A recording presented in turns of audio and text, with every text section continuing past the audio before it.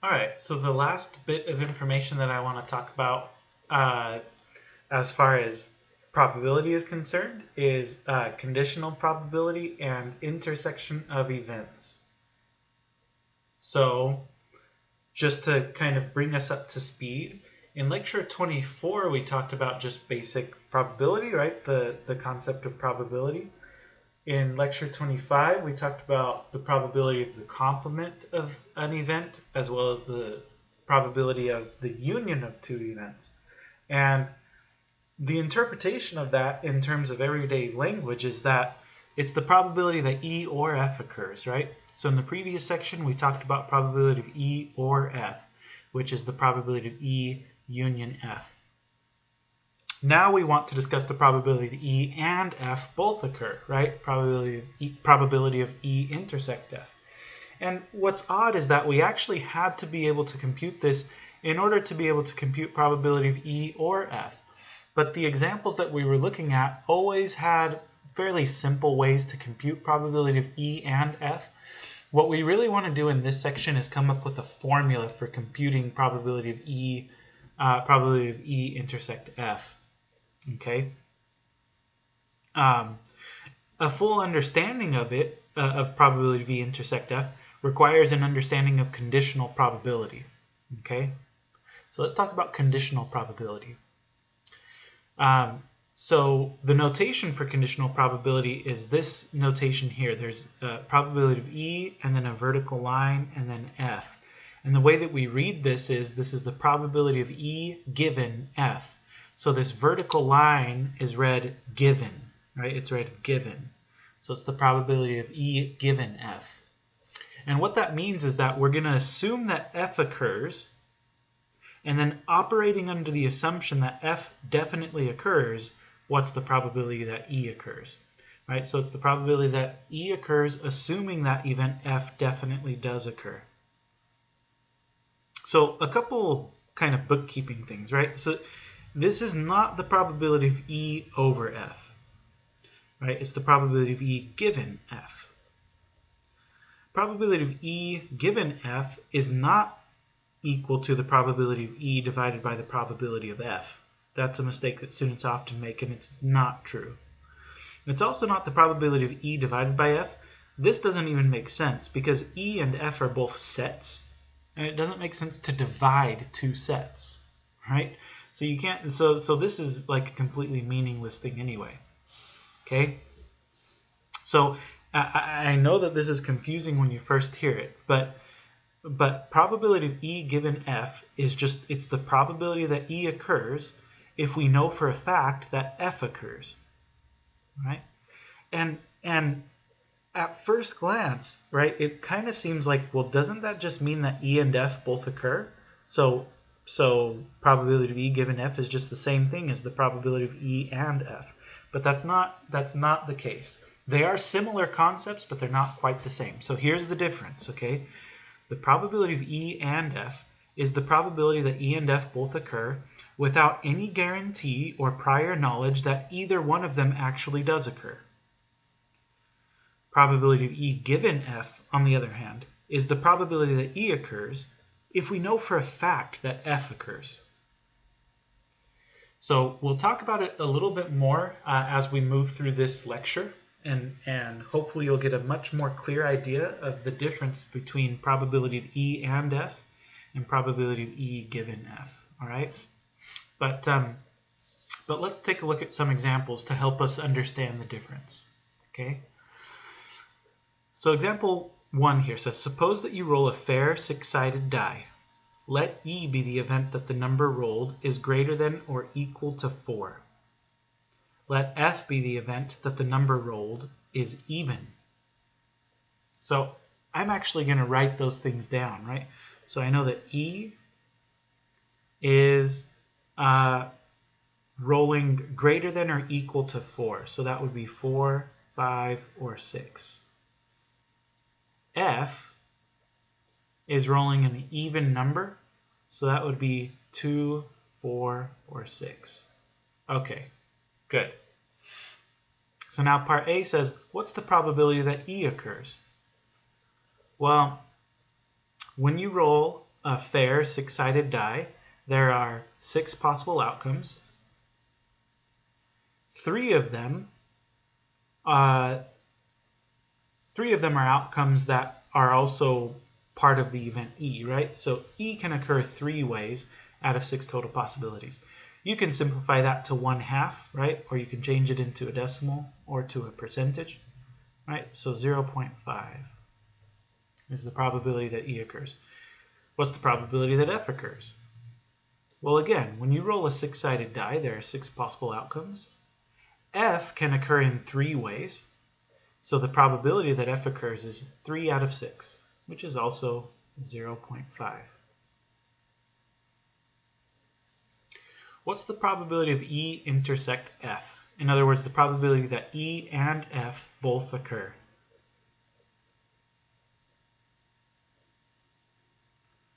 Well, one way to figure that out would be to write down what is E intersect F. They don't have a 2 in common, but they have a 4 in common. They don't have a 5 in common, but they have a 6 in common. So E intersect F is 4, 6. So the probability of E intersect F, well, when you roll a die, 6 possible outcomes. 2 of them are in E intersect F. So there are 2 ways that E intersect F could occur. All right? So that's 1/3. That comes out to 0.333.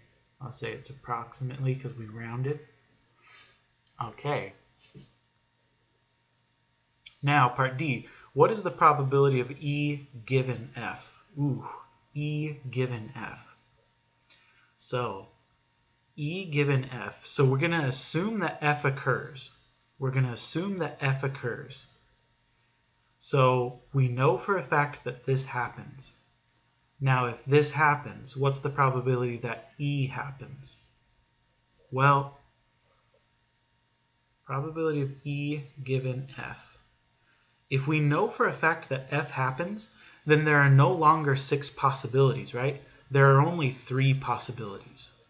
There are only 3 possibilities, okay? Because we know for a fact that F happens.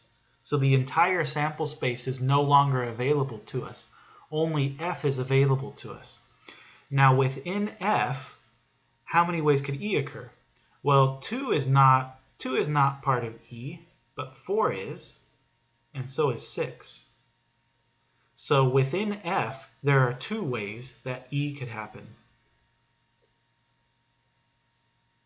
Okay, that comes out to about 0.667 if you punch it into your calculator. So, as you can see, the probability of E and F is not the same thing as the probability of E given F. Really, what the given thing does is it changes our sample space. It says, instead of the sample space being all of the sample space, now the sample space is just going to be whatever this condition is, right? That's our new sample space. So a conditional probability basically just gives us a new sample space to work with. So instead of working with the entire sample space, you're restricting your attention only to that condition. And then saying, within that condition now, what's the probability that this first thing happens? Interestingly, the numerators here are the same. And that's always going to happen. The numerators for probability of E and F and probability of E given F are going to be the same. It's the denominator that changes because, again, here you're dealing with the entire sample space, 1, 2, 3, 4, 5, 6. And here you're dealing with only F, 2, 4, 6. Okay? All right.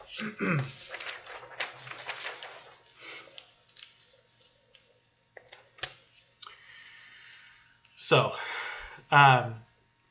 hopefully you have kind of a good intuitive understanding now of probability of E given F. And I think you should just use your intuition rather than relying on a formula for this concept. But just for your information, there is a formula, right? There is a formula for probability of E given F. I don't like to use it because it requires us to know probability of E and F, which, as we'll see, often requires us to know probability of E given F already. So you enter this sort of catch-22 where you have to know one in order to know the other. And so my advice would be figure out how to calculate this just kind of intuitively, the way that we discussed on the previous page. So I think you're much better just thinking these things through rather than using a formula. Still, in some cases the formula does come in handy, so here it is just for your information, right? Probability of E given F is the probability of E intersect F divided by the probability of F. So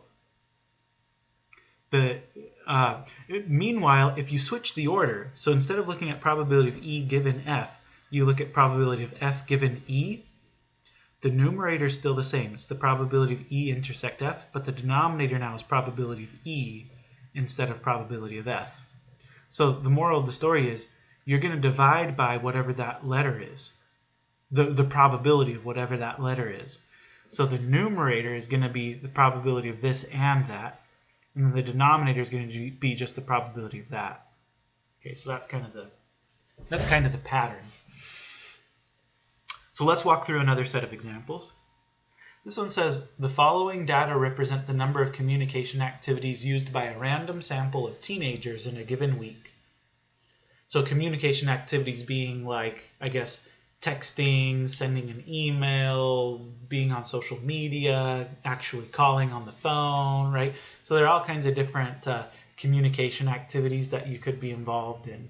So they went out and they sampled, it looks like they sampled a grand total of 400 teenagers and asked them, well, how many of these things do you do, right? Do you text? Do you use social media? Do you whatever?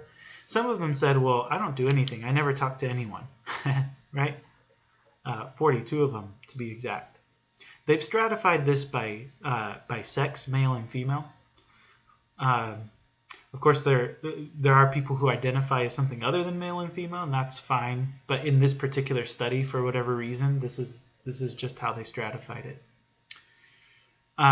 Anyway, so 42 people in total said, I don't do anything. I never talk to anyone. 111 people said, well, I participate in 3 of the activities, right? Anyway, so this is how we read the chart. Okay. An individual from this study is chosen at random. Let A be the event that the individual is male.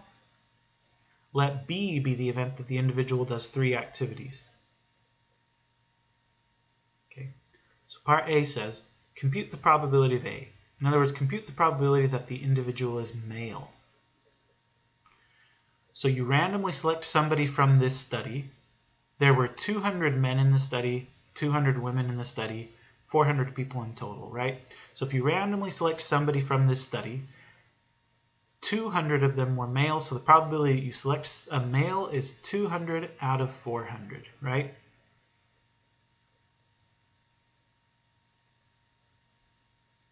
Which if you punch that into your calculator is just half, right? That comes out to 0.5.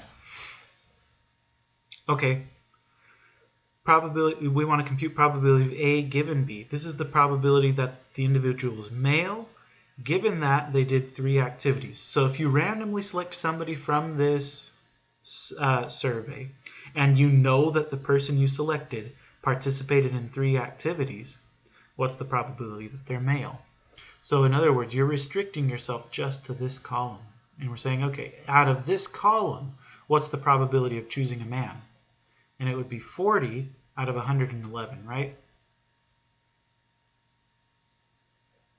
So I did that without having to use any kind of formula. I'm going to change it into a decimal. 40 out of 111 is 0.360 approximately.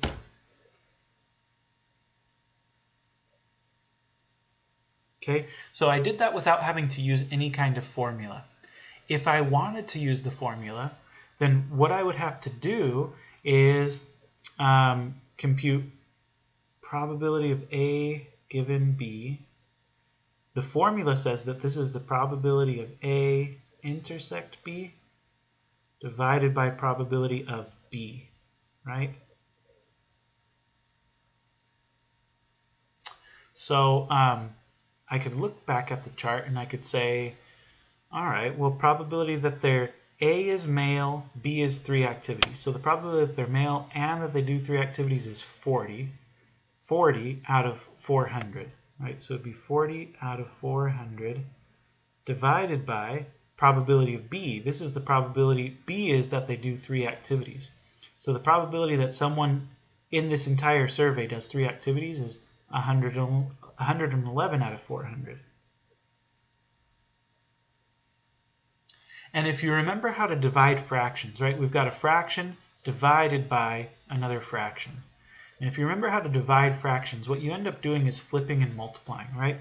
So this is 40 out of 400 divided by 111 out of 400, which is really 40 out of 400 times 400 out of 111.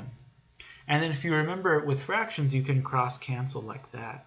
And then you get 40 out of 111. Just like what we got before. Only here, we just thought it through. Instead of using this complicated formula, we just thought about it, right? And we got 40 out of 111. So I think that's the way to go, if and when you can. Okay? So let's compute probability of B given A. Probability of B given A. So again, B is that they do 3 activities. A is that the person chosen is male. So we want to figure out what's the probability that someone does 3 activities if we know that the person chosen is male. So we're restricting our attention now to the men in the survey. So restricting our attention to just that row. Okay? Out of that row, what's the probability that the person chosen did 3 activities? Well, so that would be 40 out of 200.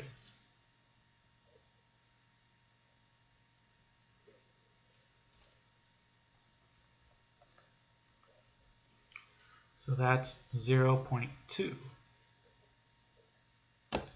Okay. And then finally, probability of A and A intersect B. We already did that up here, right? Probability of A intersect B we said was 40 out of 400. Just to go through the logic again. A is male. B is 3 activities. Here's the intersection, right? Male, 3 activities. There's the intersection. Okay? So it's 40 out of 400 in total.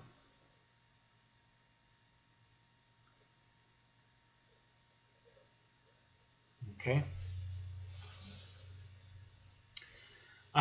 So again, I wouldn't advise that you use this formula necessarily. There may be some situations where you have to use it because you don't have all the information, but when you can avoid using it, I would just avoid using it and just think through the problem. So a couple things, right? We've mentioned this before, but notice if you compare these two answers to parts B and C, probability of A given B is not the same thing as the probability of B given A. And so, this is not true in general.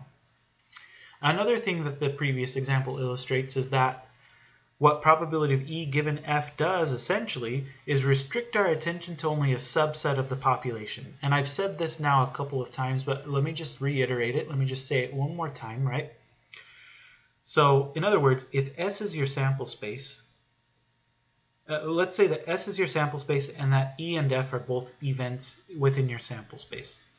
Probability of E is the probability that out of all of the events in the sample space, E is what occurs. Probability of E given F is the probability that out of all of the events in F, E is what occurs. All right? So, right, because when we were doing the probability of A given B, so this is the probability of male given 3 activities, we ignored the rest of it. We only narrowed our attention to this, right? And we said, oh, well, it's 40 out of 111. Right. Anyway, so that's how conditional probabilities work. Here's another example to drive the point home. This one says, a survey was conducted by the Gallup organization, conducted May 8th through 11th, 2008, in which 1,017 adult Americans were asked, which of the following statements comes closest to your belief about God? You believe in God, you don't believe in God, but you do believe in a universal spirit or higher power, or you don't believe in either. The results of the survey by region of the country are given in this table, right? So we have some people who live in the East and believe in God, some people who live in the East who believe in some kind of universal spirit but not necessarily God, and then people who live in the East but don't believe in either, right? And then the total number of people living in the East. Similarly, right, this is the total number of people who believe in some kind of universal spirit. This is the grand total, right? Okay, let's answer some questions. So part A says, what is the probability that a randomly selected adult American believes in God and lives in the East? Okay, so in probability symbols, we would write that like this. So I'm going to say for believes in God, I'm going to call that B. And lives in the East, I'm going to call that E. We're interested in the probability that they believe in God and live in the East. In other words, we're looking for the probability of B intersect E. So we're looking for where those things overlap. So believe in God is there. Lives in the East is there. So there's the intersection. Okay? So it's 204 out of the grand total 1,017.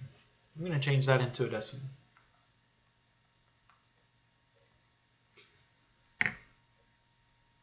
That comes out to about 0.201. Well, that's an interesting rounding thing, right? So if I want to round to 3 decimal places, I look at the next one. It's a 5. 5 or bigger rounds up, so this becomes 201. Okay? All right, so there's that one. What is the probability that a randomly selected adult American who lives in the East believes in God? Ooh, okay, so the wording here is tricky, right? But let's think this through. What's the probability that a randomly selected adult American who lives in the East believes in God? So we know that the person lives in the East, right? We know that the person lives in the East. And then we want to know, given that they live in the East, what's the probability that they believe in God? So we're given that they live in the East, right? We're given this condition. And we want to know what's the probability they believe in God. So let's see. So we're given that they live in the East. That means we're going to restrict our attention just to the people who live in the East. That would be this top row. So if we restrict our attention just to the people who live in the East, what's the probability they believe in God? Well, 204 of them said they believed in God out of 255 people who live in the East. Right? Because we're ignoring the rest of the sample. We only are concerned with the people who live in the East. Right? So that's 204 out of 255. Oh, which comes out to exactly 0.8. Okay. One more. What's the probability that a randomly selected adult American who believes in God lives in the East? So an adult American who believes in God. So this time we know that the person believes in God, and we want to know what's the probability they live in the East. So we know this. We know this, and we want to figure out what's the probability that they live in the East. So we know we're given that they believe in God, and we're asked what's the probability they live in the East. Okay, so again, there are 204 of those people out of, we're restricting ourselves to this first column, so that would be 787.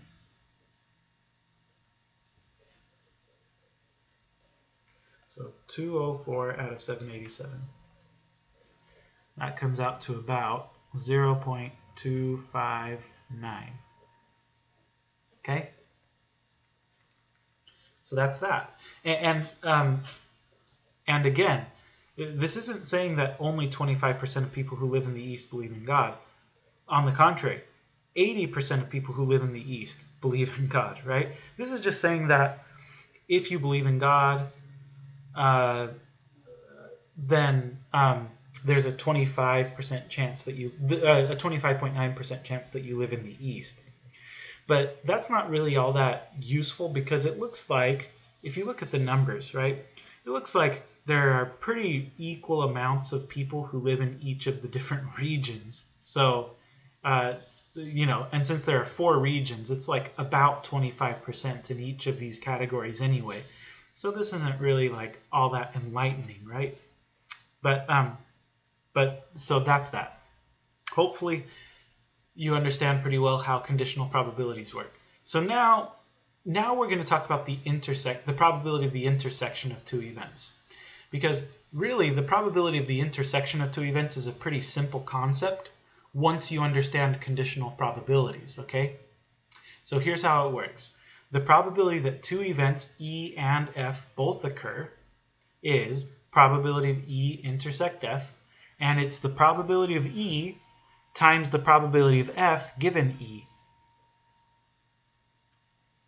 Or equivalently, so that's one formula. You could use another kind of version of this. You could say probability of E and F is the probability of F times the probability of F given E.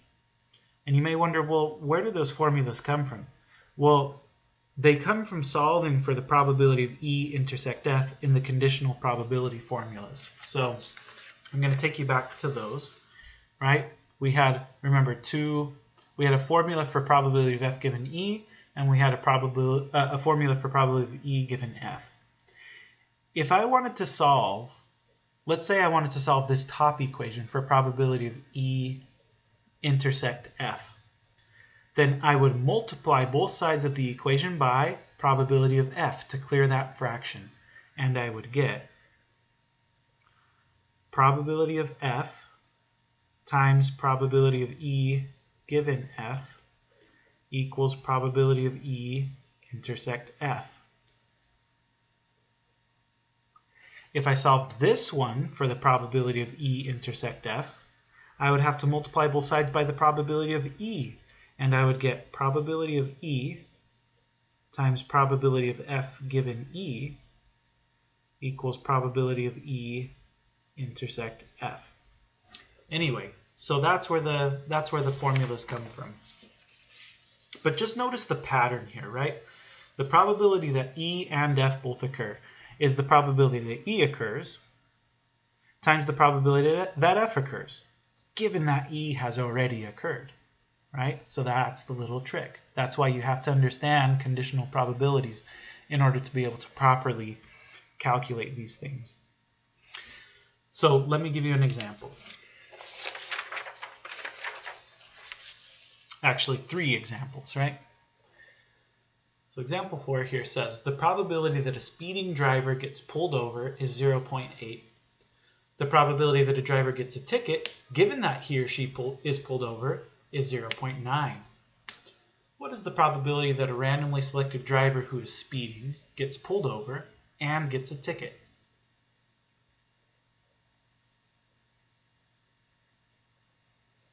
Okay, so let's think about this. I'm going to try to translate this into some probability notation. The first statement says the probability that a speeding driver gets pulled over is 0.8. So I'm going to say probability that you get pulled over, so P of O equals 0.8. The probability that a driver gets a ticket, given that he or she is pulled over, is 0.9.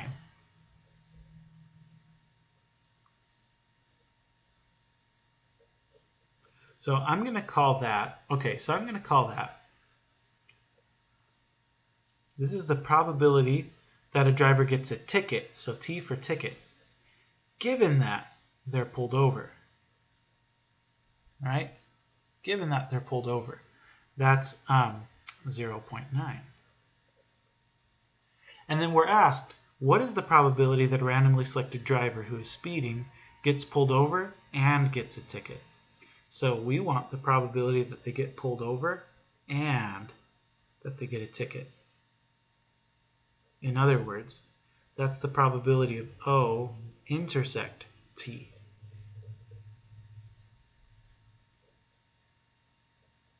Well, we have a formula for that, right? Probability of O intersect T is probability of O times probability of T given O, right? It's the probability that the first thing happens times the probability that the second thing happens, given that the first one has already happened, right? Well, these just so happen to be the things that we were given here, right? Probability of O is 0.8. Probability of T given O is 0.9. So if you multiply those things together, you get 0.72.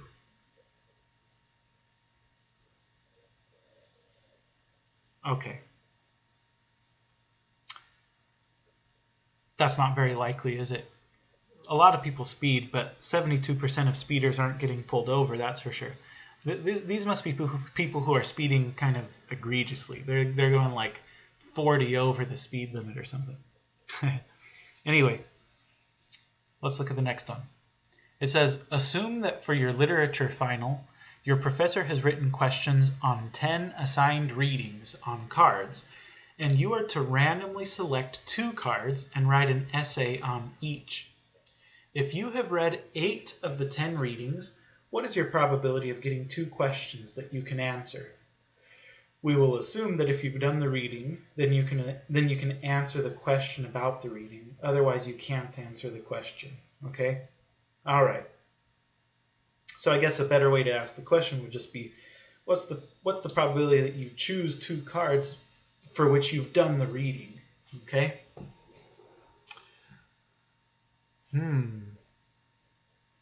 So here's how I'm going to set this one up. I'm going to say,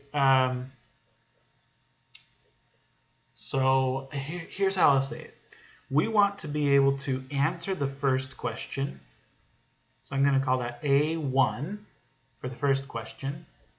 And we want to be able to answer the second question. So I'm going to call that A2. Okay. Now, we know that the probability of A1 and A2 is the probability of A1 times the probability of A2, given that A1 has occurred. Well, what's the probability of A1? So what's the probability? So we randomly select a card. We've done 8 of the 10 readings, so there are 10 cards in front of us. And we've done the reading for 8 of them, but we haven't done the reading for 2 of them. What's the probability that we choose a card for which we've done the reading? Well, there are 8 of the readings that we've done out of 10 possibilities. So the probability that we choose on the first card, one where we've done the reading, is 8 out of 10. Now, probability of A2 given A1. So given A1, that means that we've already chosen a card where we had done the reading, and that means that there are only 9 cards left to choose from, and only for 7 of them have we done the reading, right? So this is the probability of A2 given A1. We've kind of done probabilities like this already, but that's that. So let's see what we get. 8 out of 10 times 7 out of 9 is 28 out of 45. If you just multiply straight across, you get 56 out of 90, but that reduces. Right? So you can say it's 56 out of 90. It reduces to 28 out of 45. But if you change it to a decimal, then this comes out to 0.622. So there's like a 62% chance that you'll be able to answer both questions. Okay. All right, so that's that one. I'm going to do the next one. The next one is kind of similar, but I'm going to do it without writing out the rule, because I think this kind of illustrates the idea and what it is that you need to do. So number 6 here says, after winning a carnival game, Evan will draw 3 marbles consecutively without replacement from an urn with 3 red, 7 green, and 5 blue marbles. If he chooses 3 red marbles, he can choose one of the most desirable prizes. What is the probability that he will draw a red marble, and a green marble in that order?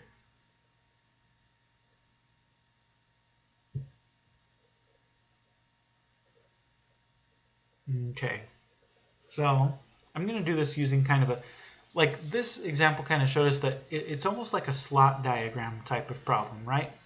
So that's how I'm going to approach this one.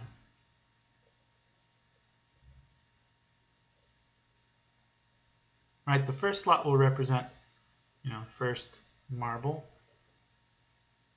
second marble, third marble.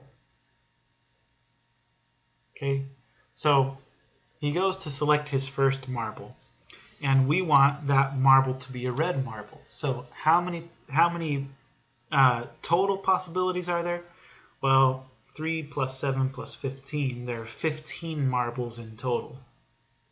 I'm sorry, 3 plus 7 plus 5, that's 10, plus 5 is 15. So 15 marbles in total, and 3 of them are red.